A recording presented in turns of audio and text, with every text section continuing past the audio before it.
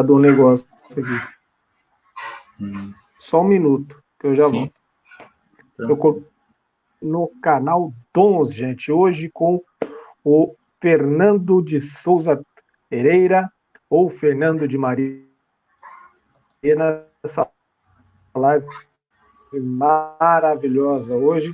O tema de hoje continua, o tema que vamos trabalhar durante esse mês de janeiro, teologia espiritual. Hoje a live entrou direto, eu acho que eu fui colocar aqui o tema. Vamos começar. Boa noite, meu amigo Rodrigo. Boa noite a todos que nos assistem nessa noite maravilhosa de quinta-feira. É isso, vamos começar.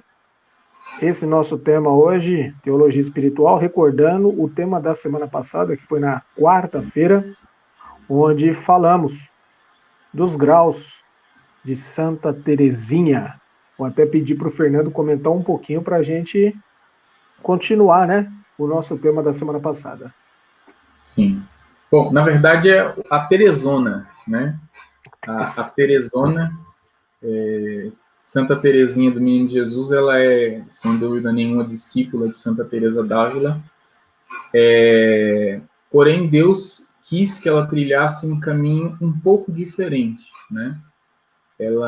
Santa Teresinha do Menino Jesus, ela é um grande modelo para nós, né? Porque ela apresenta modos fáceis, simples e pequenos de nós vivenciarmos o amor de Deus e aquilo que Deus nos pede. Santa Teresa d'Ávila, ela já apresenta da forma grandiosa como grande mística, né, que ela era, né, grande doutora de vida espiritual. Santa Teresinha do Menino Jesus, ela sempre se viu como uma pequena alma, né? Ela, inclusive, a tradução correta não seria Teresinha, né? Seria Teresiquinha, menor ainda, né? Menor ainda. Menor ainda. Mas, para este caminho, né, quem soube de forma magistral expor a vida espiritual, expor como é que a pessoa faz para trilhar este caminho de vida espiritual até o cume, até as alturas, né, da vida mística, foi Santa Teresa d'Ávila. Nos escritos dela, ela vai, em alguns pontos, ela vai modificando, ela vai aprimorando, ela vai melhorando a interpretação dela sobre aquilo que ela vivenciou e descobrindo coisas novas, né? A grande obra-prima de Santa Teresa d'Ávila é o Castelo Interior, né? Ou o Livro das Moradas. Esse livrinho bonitinho aqui, né? Esse é da Paulus, né? A editora Paulus. Mas este livro, Castelo Interior, Santa Teresa, ela já tinha chegado nas sétimas moradas, então ela pôde ver este caminho de forma mais clara, mais ela trilhou, né? Antes do Castelo Interior, ela não tinha chegado ainda à sétima morada, né? Olha que maravilha, ela chegou às sétimas moradas recebendo a Santíssima Eucaristia pelas mãos de São João da Cruz. São João da Cruz já tinha chegado às sétimas moradas, e no momento da comunhão, São João da Cruz quebra a Eucaristia e dá um pedacinho pequeno para Santa Teresa d'Ávila. E naquele momento em que ela recebe aquele pedacinho pequeno da Eucaristia, ela entra nas sétimas moradas. E este caminho espiritual, que não é fácil, mas é belíssimo e maravilhoso, é o que nós queremos trilhar para chegarmos àquilo que Deus quer para nós. Amém? Antes de a gente... Amém. Professor, estamos ao vivo em alguma página aí? Cara, eu tô tentando fazer o cruzamento das páginas, porque meu computador não tá ligando. Tá daquele jeito. Boa noite, tá Fernando, certo. tudo bom? Vou deixar o Fernando... Boa noite, meu querido, boa noite. Vou deixar o Fernando desenvolvendo o tema com você, vou resolver esse probleminha aí, tá bom? Fica à vontade, Beleza. Fernando.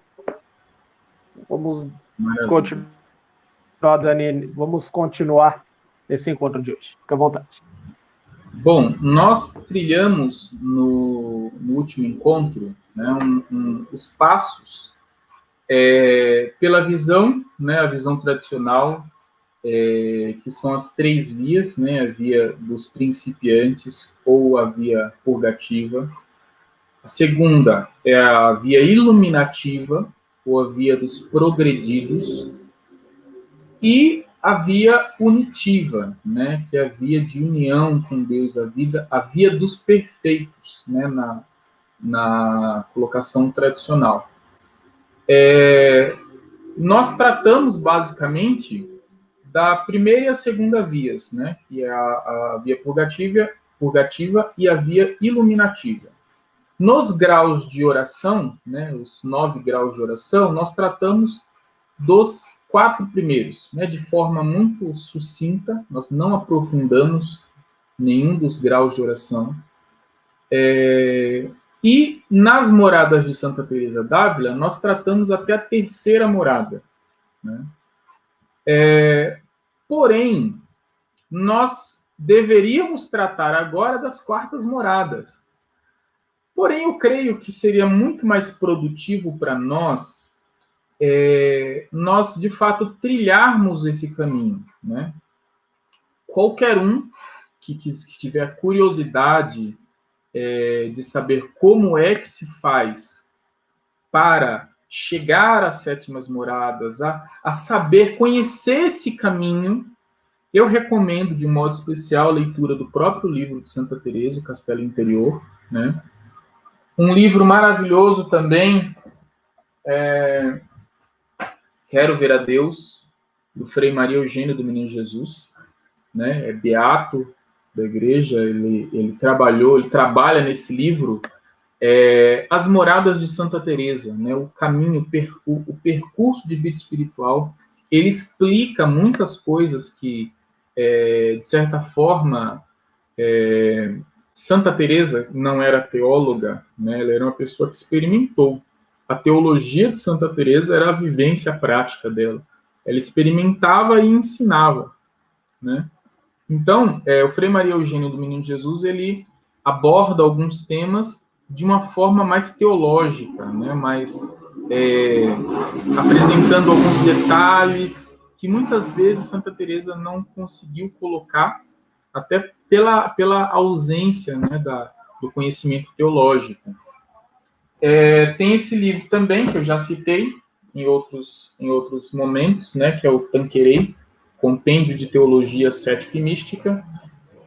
Para quem quer trilhar o caminho de um modo mais simples, mais fácil, mais rápido, né, embora não é rápido, né, chegar até onde Santa Teresa deseja que nós cheguemos, né, até onde Deus quer que nós cheguemos, não é um caminho fácil. Tem esse livrinho que ajuda bastante a conhecer esse caminho e nos ajuda a trilhar, né, que é o Itinerário Espiritual de Santa Teresa d'Ávila, de Pedro Paulo de Bernardino, né? Ele consegue expor, né, esse itinerário espiritual de Santa Teresa d'Ávila com maestria também, né? Ele aborda alguns temas. No começo trata um pouco da biografia de Santa Teresa d'Ávila, o contexto histórico, né, de Santa Teresa.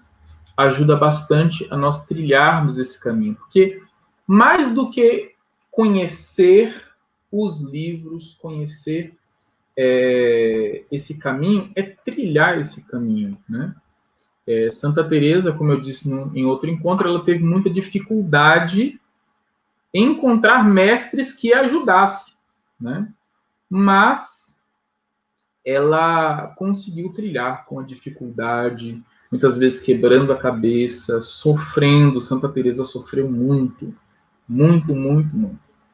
Mesmo assim, ela conseguiu chegar lá, né? Tem um fundador de uma escola de oração que, no encontro que eu participei com ele disse, né, que Santa Teresa é um consolo para ele, né? Ela teve muitas dificuldades para trilhar esse caminho, e trilhando esse caminho, mesmo com as dificuldades, ela chegou lá. Então, isso é esperança também para ele, né? Esperança também para nós. Se Santa Teresa teve dificuldades, mas chegou lá, nós também podemos chegar lá.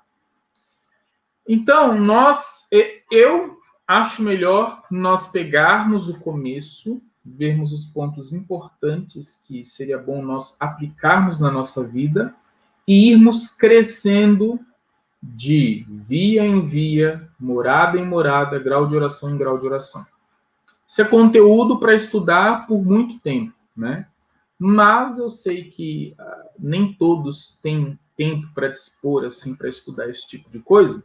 Então nós vamos tentar ser o mais sucinto possível e apresentar aquilo que é importante para nós chegarmos lá, né? Para nós chegarmos na via unitiva até onde Deus quer que nós cheguemos. Antes de voltar a tratar um pouco da primeira morada, eu gostaria de apresentar um pouquinho da quarta morada. Eu sei que muita gente... Antes de voltar a tratar um pouco da primeira morada, eu gostaria de apresentar um pouquinho da quarta morada. Eu sei que muita gente... Pronto, tá, resolvi aqui. Então, antes de nós voltarmos, eu sei que algumas pessoas ficaram tristes, falando, não, eu queria saber mais das quartas moradas, das quintas, sextas moradas.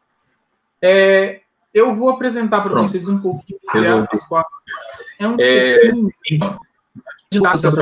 Não, eu queria saber mais moradas das quintas, sextas moradas. Só que vou apresentar para vocês um pouquinho que é as quartas moradas. É um pouquinho... Santa Teresa ela disse que apresentar um pouco para vocês das quartas moradas. Só conhece de verdade. No Castelo Interior, né, o livro das moradas de Santa Teresa d'Ávila, nas quartas moradas são apenas 3 capítulos. O livro das quartas, a parte, né, as quartas moradas de Santa Teresa, ela trabalha apenas 3 capítulos. Ela faz uma descrição, de um modo especial, ela começa falando ela pula o 4º grau, o 5º grau de oração e já vai para o 6º grau de oração, né? Ela mesma vai explicar isso no 3º capítulo das quartas moradas. O 5º grau de oração é a oração de recolhimento infuso. Só que Santa Teresa fala do 6º, que é a oração de quietude, né? Ela apresenta como os gostos de Deus, os gostos divinos, né? Ela dá uma explicação nesse 1º capítulo da diferença entre consolação, que todos nós experimentamos em algum momento da nossa vida, dos gostos divinos, né? O que é essa oração de quietude que ela se encanta tanto, né? E deseja tanto que nós cheguemos a ela. E no capítulo 1º, no número 2, Santa Teresa ela apresenta da seguinte forma, ela diz assim: estas moradas já se encontram mais próximas do aposento onde está o rei. Santa Teresa d'Ávila, ela apresenta a nossa alma como um grande castelo, lindíssimo castelo, feito de cristal, de diamante ou um cristal puríssimo. E ela diz que no centro desse castelo está o rei, tem um trono onde está o rei. Quem é o rei? O rei é Deus. O nosso caminho de vida espiritual, caminho de vida interior, é interior mesmo, é para dentro, né? Ela vai dizer isso com outras palavras em um determinado momento, que ela ouve, né, que os teólogos falam que esta oração que ela vai apresentar é como que uma espécie de entrar em si. A alma, ela entra dentro de si, né? Então, o Senhor, Deus, ele que habita dentro de nós, nos chama. Quando a gente entra nas quartas moradas, é como se nós escutássemos o assovio, né, o silvio do pastor, que nos chama para dentro, e a gente vai. Os nossos sentidos, as nossas faculdades, elas atendem a esse chamado e vão ao encontro do pastor, ao encontro do mestre. E Santa Teresa continua. É grande a sua formosura, ou seja, é grande a formosura da alma que entrou nas quartas moradas. Há coisas tão delicadas que o intelecto, por mais que se esforce, não tem capacidade de sugerir sequer uma ideia para exprimi-las adequadamente. Aquilo que a pessoa experimenta nas quartas moradas, as palavras não são suficientes para descrever. Então é grandioso demais aquilo que Deus anseia que nós experimentemos, daquilo que Ele tem a oferecer. Qualquer explicação, continua ela, parecerá obscura aos que não o experimentaram. Quem, todavia, tiver experiência, bem o entenderá, especialmente quem muito a tiver. Ou seja, quanto mais se experimenta o que Deus tem a oferecer para a alma nas quartas moradas, mais a pessoa entende o que é as quartas moradas. Isso não significa que a pessoa consegue exprimir, consegue explicar, né, aquilo que se experimenta. E ela continua. Parece justo pensar que para chegar a estas moradas é preciso ter vivido muito tempo nas primeiras. Quais são as primeiras? Primeira, segunda, terceira moradas do castelo. Embora geralmente se passe pelas que acabamos de descrever, não é regra absoluta que tereis ouvido dizer algumas vezes. É que o Senhor faz seus benefícios quando quer, como quer e a quem quer. Dispõe dos bens como de coisa sua e, por conseguinte, não faz afronta a ninguém. O que Santa Teresa d'Ávila está dizendo? Ela está dizendo que o caminho ordinário, o caminho normal para se chegar às quartas moradas precisa passar pela primeira, pela segunda, pela terceira. Porém, Deus dá a algumas almas chegar nas quartas moradas mais rápido. Quase que sem passar por algumas moradas. Quando a gente estuda a vida de Santo Agostinho, a gente vê que com Santo Agostinho foi uma coisa diferente. Santo Agostinho, em determinado momento, estava com aquelas dificuldades, né? Tem até no livro das Confissões, um momento em que as tentações vão persegui-lo, vão tentá-lo. E ele está naquela dificuldade, tá para dizer sim para Deus, mas as tentações estão cobrando ele, né? Os prazeres chegam em Agostinho e perguntam: Agostinho, você nos deixará para sempre? Esse sempre, para alguns, pode doer, né? Porque o nosso caminho de conversão é um caminho no qual a gente diz não para aquilo que não convém, a gente diz não para aquilo que desagrada a Deus, e tem que ser um não para sempre. E as tentações, às vezes, chegam e falam: você não vai me procurar mais? Nunca mais? E diante de Deus, para aquilo que não convém a nós como cristãos, como filhos amados de Deus, nós temos que dizer nunca mais. Quando Santo Agostinho diz esse nunca mais e realmente aceita aquilo que Deus tem a oferecer para ele, o caminho de santidade dele é rapidíssimo. Ele chega à via unitiva muito rápido. Então, talvez para você que está nos ouvindo, Deus esteja preparando esse caminho rápido. Talvez. Tem muitas pessoas que ficam naquele, mas se eu disser não, vai ser um não para sempre. E às vezes Deus quer que você diga um não, porque Ele tem muito mais a oferecer. Quem escolhe Deus não perde nada, ganha tudo. E Santa Teresa d'Ávila, ela vai dizer isso em outro momento. Ela apresenta Santo Agostinho. Depois, lá no capítulo 3,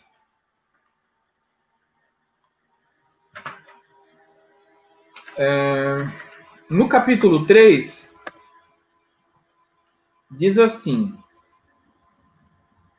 né, ela vai falar sobre a questão dessa oração, e diz: dizem alguns autores que a alma entra dentro de si mesma, né, aquilo que eu havia falado no outro momento. Outros que sobe e se eleva acima de si. Com esses termos, não sei exprimir coisa alguma. Tenho esse defeito, o de pensar que, dizendo as coisas como sei, me dou a entender. Talvez seja claro só para mim. Santa Teresa, ela tem essa dificuldade, né? Por não ser, como diz ela, letrada, ela sempre tem essa preocupação. Será que as pessoas estão me entendendo? E entendemos, sim. E no número 3, né, capítulo 3, Quartas Moradas, capítulo 3, número 3, Santa Teresa, ela diz assim: parece-me que nunca o dei a entender tão bem como agora. É certo que, buscando a Deus no íntimo da alma, melhor o encontramos e com mais proveito do que nas criaturas. A exemplo de Santo Agostinho, Santa Teresa leu Santo Agostinho. E ela aprendeu de Santo Agostinho que Deus habita em nós. Isso que ela vai dizer depois, quando ela apresenta, quando ela fala de Deus que habita dentro de nós, ela, de um modo especial, ela aprendeu isso com Santo Agostinho. Ela, em outro momento, ela vai citar um livro que ela leu que ensinava o recolhimento, ensinava a entrar em si, a recolher-se, a ir em busca deste Deus que habitava dentro de si. Mas ela só foi aprender de Santo Agostinho que, de fato, Deus habita dentro de nós. E ela continua. Santo Agostinho, que o achou dentro de si, depois de o ter procurado em muitas partes. É grande ajuda receber esta mercê do Senhor. E não julgueis alcançá-la por meio do intelecto ou da imaginação, esforçando-vos por pensar que Deus está dentro de vós ou imaginando presente em vosso interior. Isso que a pessoa experimenta nas quartas moradas ela experimenta a presença de Deus. Este Deus que chama a alma. A pessoa escuta, né, a linguagem que Santa Teresa utiliza, ela escuta o silvo do pastor, escuta o assovio do pastor. E a alma se recolhe imediatamente para dentro de si. É um chamado irresistível. E não é quando a pessoa quer, não é quando a pessoa está lá, ela se coloca em oração, eu vou rezar agora e vou experimentar a oração de recolhimento infuso. Não é assim que funciona.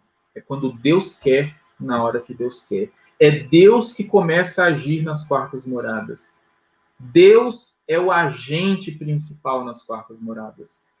A pessoa está conversando com outra e escuta o silvo do pastor. É Deus chamando, a pessoa vai para dentro de si. Por mais que muitas vezes a pessoa continua conversando, mas a atenção dela não está mais naquilo que ela está fazendo, está em Deus. Acontece essa divisão. Intelecto e vontade, elas andam juntas quando nós estamos na via purgativa e iluminativa. Quando entra nas quartas moradas, por mais que a inteligência, o intelecto está fazendo outras coisas, a vontade ela permanece unida a Deus, permanece querendo Deus, permanece amando a Deus. Não, mas aconteceu tal coisa, vamos lá resolver. Nada disso tira o coração da pessoa da intimidade com Deus. A presença de Deus se torna atuante, presente, constante na vida da pessoa, e a pessoa está amando.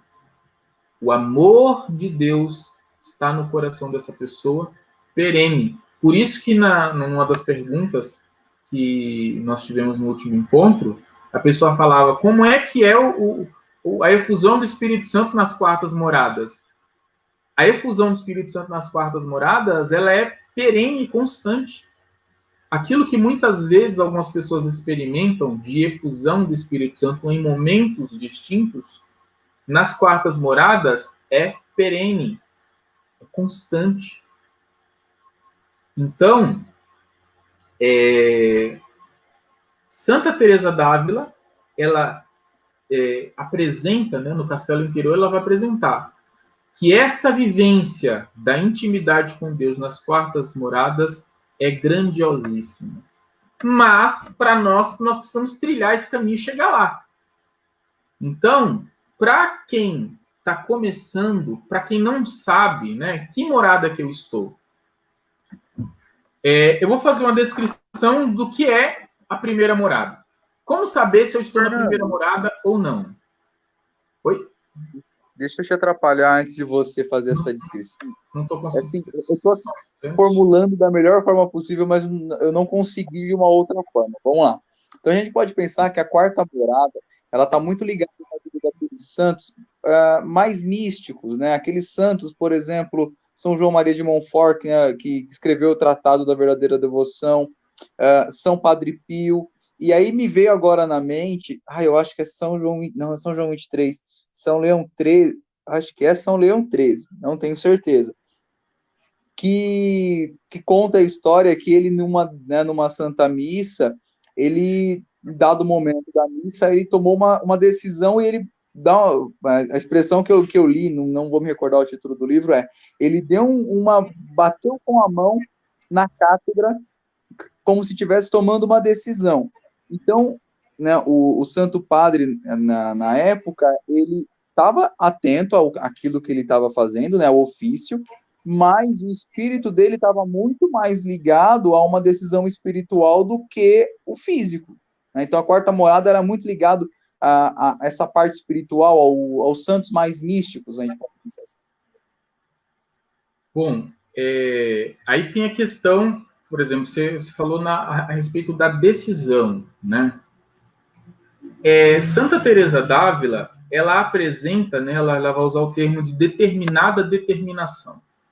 Uma vontade forte, uma decisão, né? A pessoa se decide por Deus e é Deus e ponto final, sem divisão. Na verdade, essa decisão, ela deve acontecer na segunda morada. Por quê? Quando a pessoa está... claro que essa decisão das segundas moradas é uma decisão em que a pessoa ela se determina a uma vida de intimidade com Deus.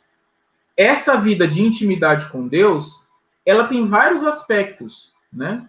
Na via purgativa, tem a ver com luta contra os pecados, com vivência da oração. Vivência da oração, ela exige tempo e exige atenção, de um modo especial, né? Quando se fala, por exemplo, na decisão de Leão 13, eu acredito, né, eu não consigo identificar nesse momento em que morada que ele poderia se encontrar, mas Santa Teresa ela vai dizer que quando a pessoa está, por exemplo, das terceiras para as quartas moradas, também tem uma decisão, só que é mais uma decisão de abandono total do que uma decisão de luta para viver uma intimidade com Deus. Né? Nas segundas moradas tem, eu vou me decidir a viver com Deus.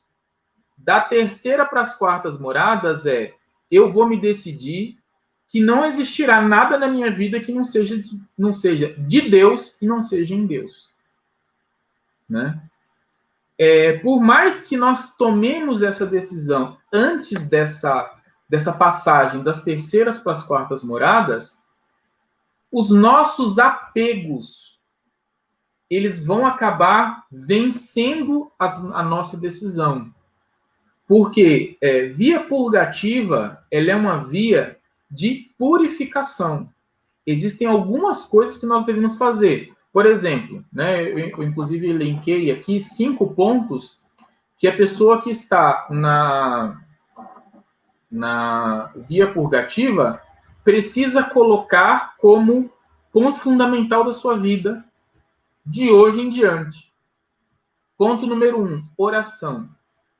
Qual tem que ser a oração de quem está na via purgativa? Na via purgativa é a oração vocal e a oração de meditação. Existe, eu costumo dizer que existe uma espécie de oração no meio termo, que é como se ela ligasse as duas, que é chamada leitura meditada. Né? Mas a oração. Depois nós temos a penitência.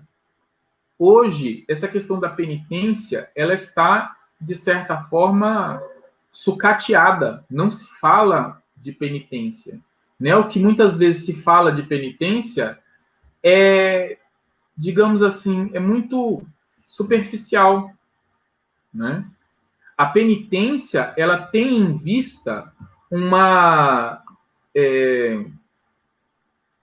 não é uma paga, não é isso, mas ela repara as consequências dos nossos pecados passados, né? Eu costumo dar o exemplo que é o seguinte: eu vou na casa do meu vizinho e eu quebro a janela dele com a pedrada. Aí eu vou e peço perdão ao meu vizinho pelo mal que eu causei. O meu vizinho vai e fala: eu sou misericordioso, te perdoo. O perdão do meu vizinho conserta a vidraça quebrada? Não conserta. E quem é que tem que consertar essa vidraça? Sou eu. Pelo um dever de justiça, eu tenho que reparar o dano que eu causei. Quando nós pecamos, nós deixamos espécies de sequelas na nossa alma dos pecados que nós cometemos. Por exemplo, uma pessoa que nunca pecou contra a castidade, ela não tem sequela da qual ela tem que se purificar, da qual ela tem que reparar. Mas quem já pecou na área da sexualidade, quem já pecou contra a castidade, tem um apego àquele pecado. Esse apego, a pessoa precisa se libertar dele. Né? Apego ao pecado. Né? Por exemplo, por isso que alguns casamentos acabam ficando muito complicados, né? Quando, por exemplo, acontece uma traição. A traição, ela geralmente vem para destruir o casamento. Porém, alguns casamentos, eles conseguem se manter firmes naquela, mesmo em meio a uma coisa tão horrível quanto uma traição. Se não houver reparação do mal causado, a pessoa que cometeu esse pecado provavelmente vai cometê-lo novamente. Porque houve um apego. É como se criasse raízes. A pessoa vai e se confessa. Está confessada, está perdoada. Maravilha. A pessoa vai continuar tendo a mesma amizade com a pessoa que ajudou ele a trair? Não, não pode. E muitas vezes essa renúncia dessa amizade faz parte da penitência. Né? Nós, muitas vezes, né, quando a gente vai se confessar, o padre ele nos dá uma penitência. Nós precisamos cumprir aquela penitência. Só que cumprir a penitência da confissão não nos exime de acrescentar algo a mais. Existem determinados pecados que exigem tipos específicos de penitência. Só que, infelizmente, esse conhecimento muitas vezes nos falta, né? Existem penitências que são específicas para determinados pecados. Por exemplo, pecados ligados à sexualidade, jejum é fundamental. Né? os autores, os padres do deserto, eles têm alguns ditos, como, por exemplo, sem Ceres e Baco, Vênus esfria, né? Ou seja, sem pão e vinho, não existe o pecado da sexualidade. Sem o comer e o beber, não tem o pecado da sexualidade. Todos os padres de vida espiritual, eles dizem, por exemplo, o seguinte: uma pessoa, para pecar na sexualidade, ela tem que ter pecado primeiro na gula. E aí entra no quarto ponto, né? Eu falei somente 2, eu falei de oração e penitência. O quarto é luta contra os pecados capitais. Um dos pecados capitais é a gula. Quem está na via purgativa tem que ter oração, penitência, mortificação. Penitência combate as sequelas dos pecados passados. Mortificação previne dos pecados futuros, né? Luta contra os pecados capitais e luta contra as tentações, né? Existe forma clara, né? Esses autores que eu apresentei, Tanqueray, Antônio Rui Marim, que é um outro livro maravilhoso, eles sempre tratam dessa luta contra as tentações como algo fundamental para a nossa vida. Então, essa precisa ser a nossa atitude na via purgativa, lutar tendo como arma esses 5 pontos. Ok? Ok, live bacana, Teologia Espiritual. Boa noite, Cristina Holanda, que está acompanhando, mandou um comentário. Show, tá gostando da live. Tem mais alguns aqui, estão pedindo para falar um pouquinho de Santa Teresa, né? Bom, Santa Teresa, ela é de 2 de janeiro de 1873, de Alençon, na França. Tá? A data de falecimento dela, 30 de setembro de 1897, também na França. É isso mesmo, Fernando? Santa Teresinha de Lisieux, Santa Teresinha do Menino Jesus. É ela, né? Ela mesma. Falecimento foi dia 30 de setembro de 1897, também na França. Nome completo, Maria Françoise Therese Marty, que era o nome completo dela. Aí tinha os irmãos Celine Marty, Pauline Marty, Leonine Marty, e os pais Zélia Guerin e Luiz Martins. Essa é um pouquinho da história de Santa Teresinha d'Ávila. E aí, professor? Não, eu tô aqui, cara, eu tô acompanhando, eu já tô aqui com o Amazon aqui na outra tela, procurando o livro lá de Santa Teresinha dos Castelos Interiores, porque não vai ter jeito não. Acho que no meu trajeto de escola, trabalho, casa, vai ser lendo. Vou deixar para dormir no fim de semana. Eu costumo dizer que a leitura desse livro é maravilhosa. Quem começa, corre o risco de ler no mesmo dia, porque é muito gostosa a leitura desse livro. Uma curiosidade sobre Teresinha d'Ávila, ela morreu com 24 anos, morreu nova. 1873, ela nasceu e morreu em 1897. Morreu muito nova, e olha o tamanho da história, né? Então, essa que morreu com 24 anos é Santa Teresinha do Menino Jesus. A Teresona d'Ávila, ela é do século XVI. Né? Essa aqui é Santa Teresinha do Menino Jesus. Agora, Santa Teresinha d'Ávila foi o que a gente falou semana passada, que a gente até falou, né? Não vamos brigar por causa de anos, que era muita Teresa. Porque a Santa Teresa d'Ávila, para não fazer confusão, já é outra história. Ela é da Espanha, se eu me recordo bem, de 1515, foi educada de modo sólido cristão, e aí, quando era criança, encantou tanto com a leitura de vida dos santos mártires, ao ponto de ter combinado fugir com o irmão, à época, para uma região onde muitos cristãos martirizados, nada mais disso, aconteceu graças às vigilâncias dos pais delas, no caso, né? Aos 20 anos, ela ingressou no Carmelo de Ávila, onde viveu o período de relaxamento, pois muito se apegou às criaturas perante as conversas destrutivas, assim como conta em seu livro biográfico. É isso, Fernando? Isso. Ela É conta, uma né, história... as freiras, né, quando ela entrou no Carmelo, as freiras tinham empregadas, né? Ela achava que isso era um absurdo, né?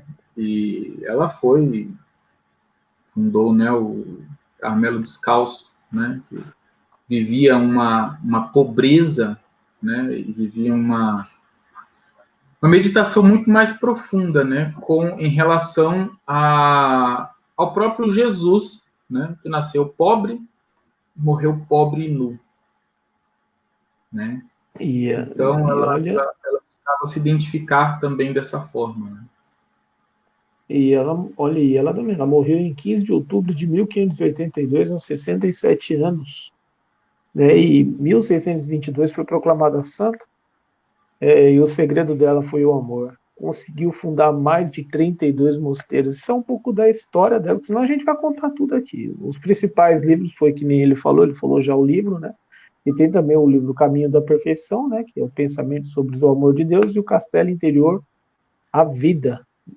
Esses são as curiosidades sobre Santa Teresinha d'Ávila.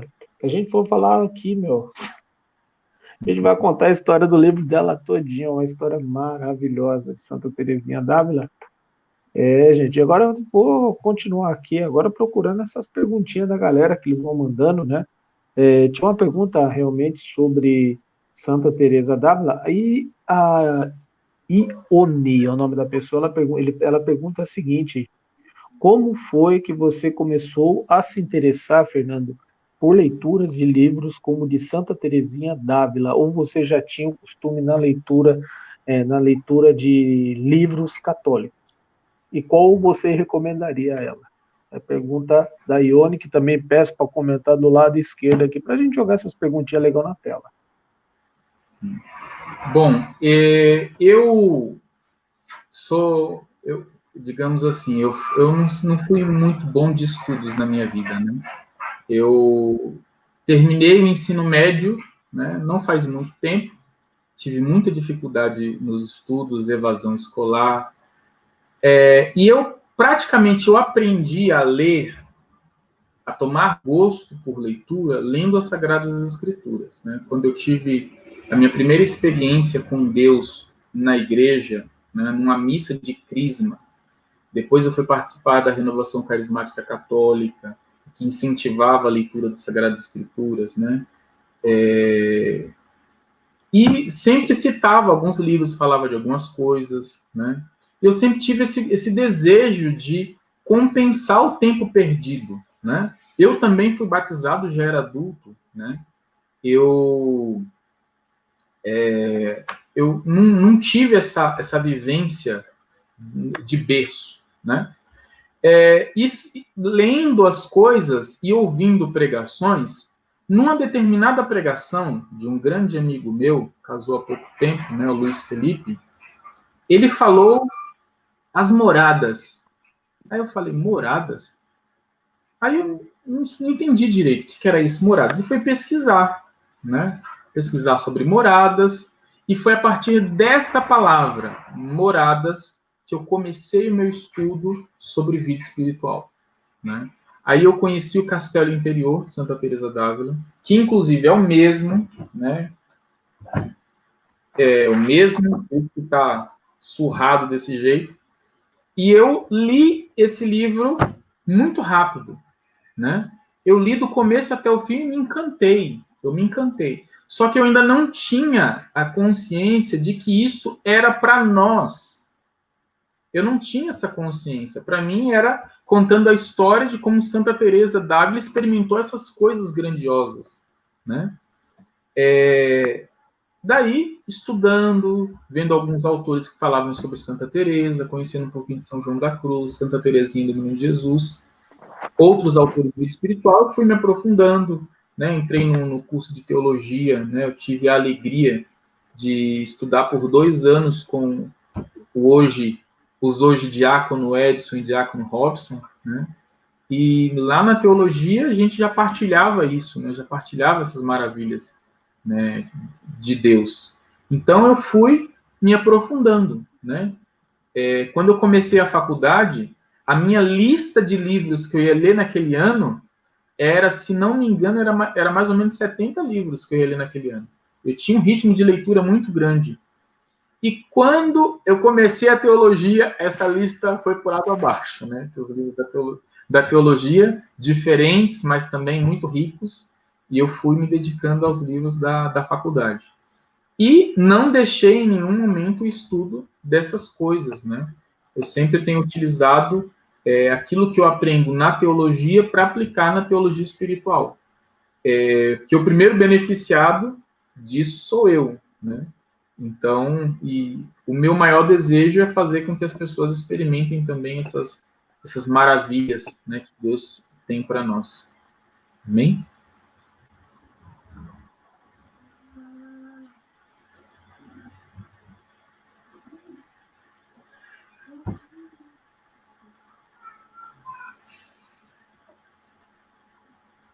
Bom, enquanto os nossos irmãos eles retornam. Opa, voltamos. Agora sim.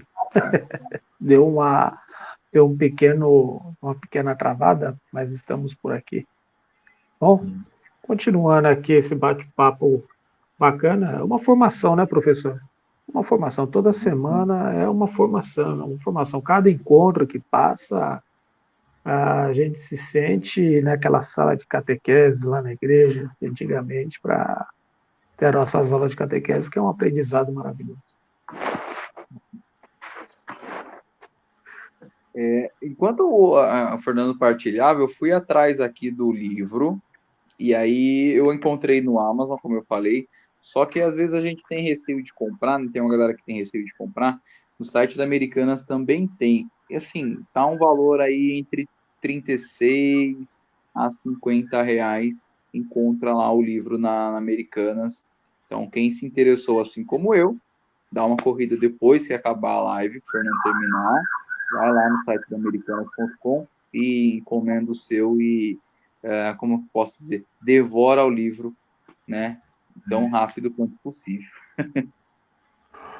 Antes de começar a live, eu estava perguntando para o Fernando quais são os assuntos, né, que mais ou menos a gente vai tratar durante continuando, né, dentro da teologia espiritual, porque a teologia espiritual engloba muita coisa, né, Fernando? Tanto essa parte de Santa Teresinha d'Ávila, quanto outras partes, outros temas que dá para vir trabalhar dentro desse tema ao decorrer, né? Ao decorrer do mês agora de janeiro, fevereiro. Inclusive tem um comentário bastante legal aqui que fala que a teologia espiritual é uma parte da teologia cristã que estuda a perfeição, espiritualidade e vida dos cristãos como realidades dinâmicas. Isto é uma caminhada de configuração de personalidade humana sobre a ação do Espírito Santo até atingir a santidade, exclusivamente a perfeição. Esse é mais ou menos o campo de estudo, mais ou menos não, é o campo de estudo da teologia espiritual. É isso. É isso mesmo. Quando se fala em perfeição, né, existe um ditado popular: ninguém é perfeito, né? A doutrina cristã, ela dá o título de perfeito àquele que configurou a sua vontade com a vontade de Deus, né? Uma pessoa que está fazendo a vontade de Deus, não podemos dizer que aquela vontade é imperfeita, né?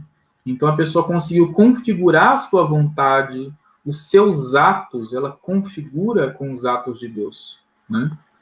São Paulo diz uma frase que ela é meio que escandalosa para alguns, né? Mas é aquilo que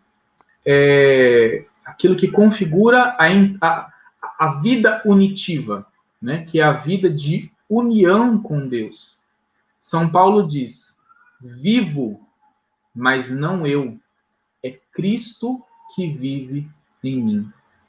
A minha vida presente na carne, eu a vivo na fé do Filho de Deus. Então, São Paulo, ele diz: eu vivo, mas é Jesus que está vivendo em mim. Os atos que faço, é Deus que está fazendo em mim, né? Quando, por exemplo, lá em Atos dos Apóstolos, fala que a sombra de Pedro curava. Por que a sombra de Pedro curava? Porque era Jesus que estava presente nele, né? Quando São Paulo está perseguindo, quando Saulo está perseguindo os cristãos, perseguindo a igreja, Jesus aparece para ele e diz: Saulo, Saulo, por que me persegues? Porque a vida do cristão, ela tem que ser uma configuração com a vida do Cristo. Aquilo que Jesus nos pediu, quando disse, por exemplo, sede perfeitos como vosso Pai Celeste é perfeito, né?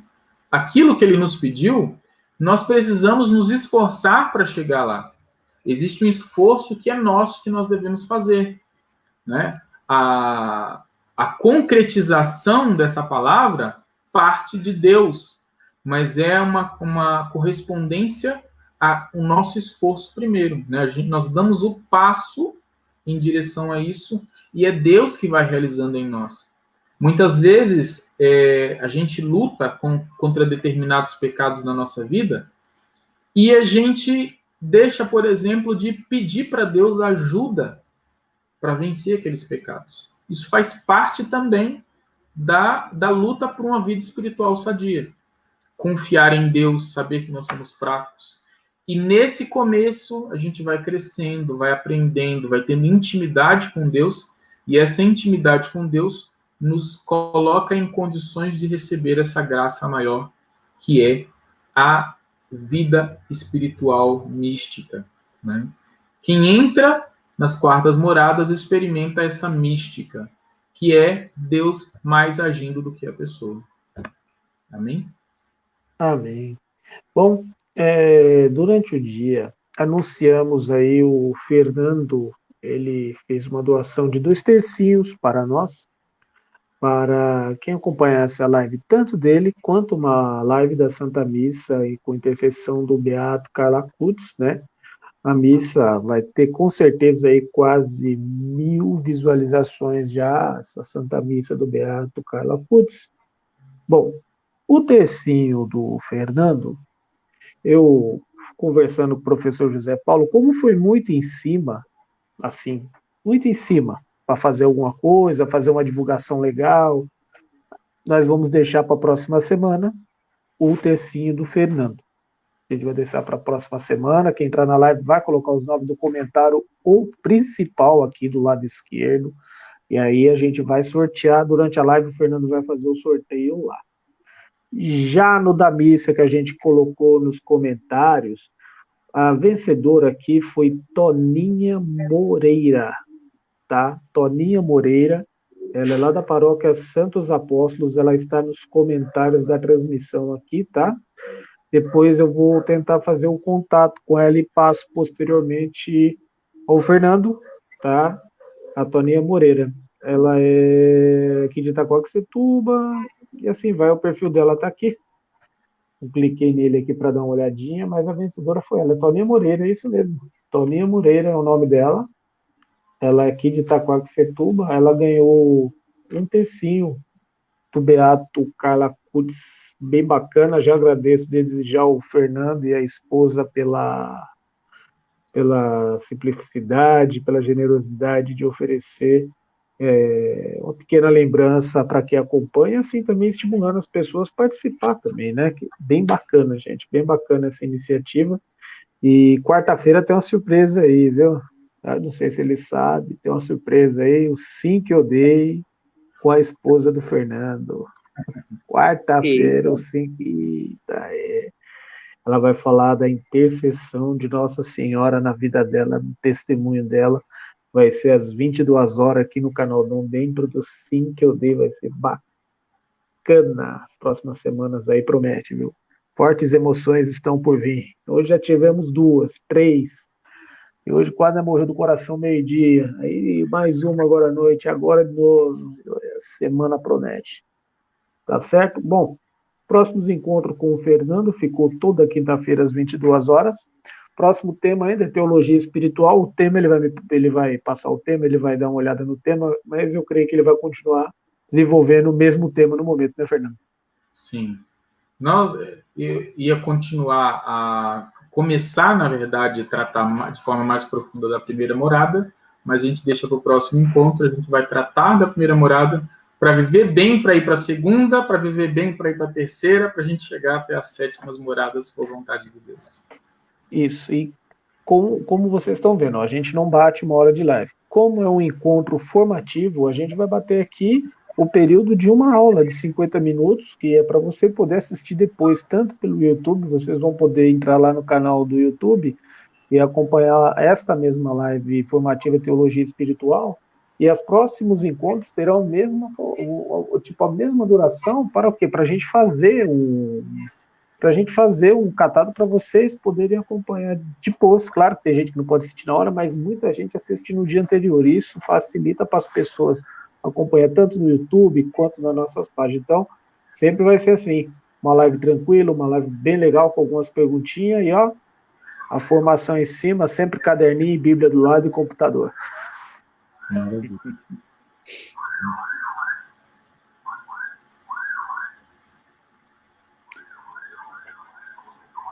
Antes do Rodrigo encerrar a live, deixa eu fazer o pedido que eu estou fazendo todas as noites. Aí, vamos anotar.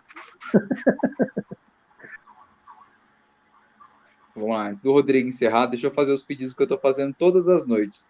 Galera, aqui em Itaquá, a gente tem alguns bairros que sofrem bastante com enchente. Então, você que pode ajudar, você que é de perto, que pode ajudar as famílias com roupa, mantimento, às vezes com móvel, cobertor, entre em contato com a gente, que a gente vai dar um jeito de levar a sua doação às famílias que mais necessitam. Você que é de longe, que é de outra cidade, de outro estado, tem gente de outro país e que também se sente movido a nos ajudar e que pela distância não dá, ajude na sua paróquia. Procure a Cáritas, os Vicentinos, Pastoral da Criança. Sempre tem alguém na sua paróquia precisando de ajuda. Não existe ninguém tão rico que não precise de ajuda e também não existe ninguém tão pobre que não possa ajudar. Você que se sente movido a ajudar, procura a sua paróquia. Você que é aqui de perto, nos procure que a gente dá um jeito de levar a sua contribuição àquele que mais necessita. É isso aí. Ajudar também a evangelizar, viu, gente? Ajudar também a evangelizar. Tem muita gente aí que perdeu tudo nessas últimas chuvas aí. Olha, o negócio tá ficando feio. E eu não vou tocar nesse assunto essa hora não, que vai dar pano para manga, mas uma coisa a gente pode deixar bem claro, viu? Muita gente no país hoje, a partir desse mês de janeiro aí, vai enfrentar muita dificuldade dentro do próprio país, viu? Não está tendo mais auxílio emergencial para as famílias mais carentes, então a doação de alimento é imprescindível, viu? Não podemos deixar o nosso país cair na fome de novo, não. Vamos continuar com a corrente da caridade, vamos fazer essas doações na igreja, necessita, tem muita gente que vai buscar essas doações aqui na nossa, não só em nossa paróquia, isso é de um modo geral. Tem todo dia, né, professor? A gente sai da igreja, a pessoa chega para pedir uma doação de alimento, nem que for um pacote de feijão, um pacote de açúcar, um arroz, e a igreja doa, faz do que tiver, eles tentam ajudar mesmo, só que chega uma hora também que não tem essas doações, né? Então, quem espera normalmente levar essa doação aqui, que é no segundo domingo, ou leve todo domingo, se puder, quem puder, leva ao domingo na igreja, não tem problema, pode levar a sua doação na igreja, é bem-vindo para ajudar o próximo. Certo? Eu falei que não ia entrar muito no assunto, que se entrar, dá um debate, meu amigo. Não, Fernando. Mas faça isso, gente. Quem é aqui de perto, entre em contato com a gente, quem é de longe, ajuda na sua paróquia. Qualquer lugar, todos os lugares do mundo, a gente sabe que está precisando. Então, quem puder ajudar, a gente agradece muito. Exemplo, nossa paróquia aqui, a Cáritas, atende a 128 famílias. Bastante coisa, viu? Haja bastante coisa. Bom, já fica aqui então os agradecimentos hoje pelas pessoas que acompanharam a live. Bastante pessoas já acompanharam. Ficou algumas perguntas. As perguntas da live do Fernando eu vou encaminhar todas para o Fernando já amanhã, para ele já ficar a par dessas perguntas, para ele trabalhar o tema para a próxima semana. Tem aqui pelo menos umas 7 perguntas interessantes sobre os graus de Terezinha Dávila. Tem gente perguntando entre o primeiro e o segundo, entre o segundo e o terceiro, qual a diferença do terceiro para o quarto. Aí tem gente que vai se aprofundando, então vou encaminhar o Fernando para ele dar uma olhada também. E no próximo encontro, claro, dentro desse tema a gente vai falar, vamos responder essas perguntas na live, sempre na live posterior, para não misturar. Amanhã teremos um encontro com o Diácono Flauzino, professor José Paulo, e Antônio Marcos Soler e o Fernando, tema Eucaristia. Amanhã promete, amanhã promete. Amanhã prepara aí que só tem coisa legal aqui para perguntar, viu? Nada de polêmica, nada polêmica até umas horas amanhã. Amanhã tem polêmica. Tem uma mulher, Zé e Fernando, que mandou um e-mail assim. Um e-mail não. Tem aqui a pergunta. O que acontece se eu comungar? Só que eu nunca fiz a primeira Eucaristia e eu comunguei. É a pergunta dela. Tá aqui a pergunta para vocês já começar a ver o naipe que tá as perguntas de amanhã. Tá? Pedrada amanhã. O pessoal vai pegar pedrada. Uma das mais polêmicas também. Como é que pode um comentário polêmico que pode já mandou ler na outra eu não li e eu já vou adiantar. Como é que pode uma criança de 10 anos receber o corpo de Cristo, sendo que ela não está com entendimento inteiramente do que está recebendo? Não há uma banalização da Eucaristia? Filhão. Umas histórias maravilhosas que a gente pode partilhar amanhã sobre isso. Vamos aguarde. Aguarde. Amanhã vai ser bom. Vai ser bom. Amanhã vamos ter assunto aqui para dar e vender também. Todo dia tem pano para manga, mas essa da Eucaristia, meu amigo, negócio bicho amanhã. Vai pegar amanhã. No bom sentido. Gente, obrigado. Fernando, obrigado mais uma vez pela disponibilidade. Obrigado, professor. Agradeço. Amanhã, então, a todos. Agradeço de coração a todos. Obrigado, professor. Obrigado, Rodrigo.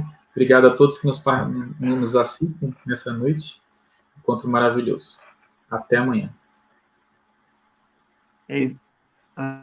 Até amanhã, se Deus quiser. Próxima missa, transmissão ao vivo nas nossas páginas, domingo às 11 da manhã e 19 horas. Essa é a novidade que tem para vocês aí, por enquanto aí, na página canal Dons, tá bom? Gente, obrigado. Boa noite. Dons é Deus que nos conduz.